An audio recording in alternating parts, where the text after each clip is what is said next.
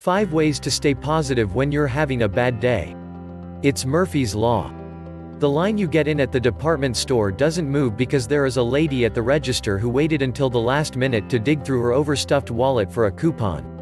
So you change checkout lanes only to get stuck behind a man digging through a deep pocket for exact change. We all have bad days when it seems like nothing is going right. But few can compete with Charles, a man who experienced a lifetime's worth of bad news in a single day. Charles lived a stressful life. He worked from morning until night without any spare time for annoyances. Little did he know, when he woke up one morning, he had already lost more than $200,000, embezzled from his inheritance by a family friend. In an unrelated turn of events, he lost his job the same day. That evening he discovered his wife was filing for divorce. We don't have control over the way life plays out, but we do not have to be a victim to its tyranny. With a few savvy insights and positive action steps, we can power through almost anything that comes our way. Here are 5 ways to stay upbeat and positive, even when life is not cooperating. 1. Develop a plan. Often we just feel off, and we let it affect our day without finding out what it is that made us feel down in the first place. So identify what's making you feel despondent. Be specific. And once that is done, make a plan. Write out what you can do to turn around your sour mood. In her Psychology Today article, 13 Small Decisions That Will Ease Anxiety, Meg Selig writes, if you start to ruminate over a situation that you've already planned for, tell yourself, stop, I've already made a plan. The very act of identifying and planning can result in tremendous stress relief. 2. Associate with winners. We tend to think like the people we hang around. That's not news, but how often do we stop and notice who we talk to every day? The group that laments over a 2-cent gas hike is not likely the same group that discusses the latest stock options. It's 2 different mindsets.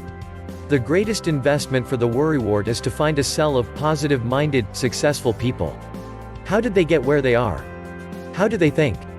Let the osmosis begin. 3. Speak positive words. We tend to believe what we say. Our minds literally go in the direction of our words. Of course, we can't talk ourselves into being taller, but we can have a more positive outlook by noticing the good, anticipating a positive outcome and speaking it out loud. It's almost impossible to shout, "I feel fantastic," and be depressed at the same time. A few verbal affirmations throughout the day will go a long way toward lifting your spirits. Related, if you want to change your results, you have to change your thinking first. 4. Laugh anyway. There is so much to stress over these days: politics, the economy, the ozone layer, the missing button on your favorite shirt. Still, there is a consensus among many medical professionals that laughter will do you a world of good. In fact, the Mayo Clinic article, Stress Relief from Laughter? It's no joke, says, a rollicking laugh fires up then cools down your stress response and it can increase your heart rate. The result? A good relaxed feeling. To stay upbeat and positive, make laughter a deliberate part of your arsenal against the blues. 5. Execute. Once you've identified what deflates your spirit, made a plan to overcome it and develop some mental weapons, it's time to bring out the big guns. Put your thoughts into action. It's hard to worry about a problem while you are busy solving it. This is no time to be passive. Get angry. Get aggressive. Attack your problems with a vengeance. What right do they have to destroy the pleasure you get out of life?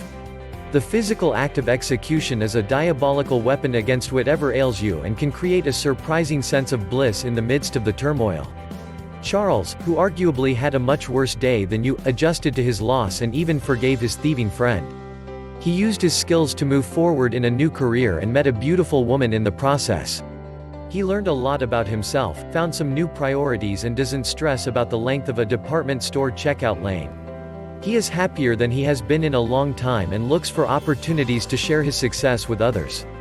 If Charles can do it, so can you.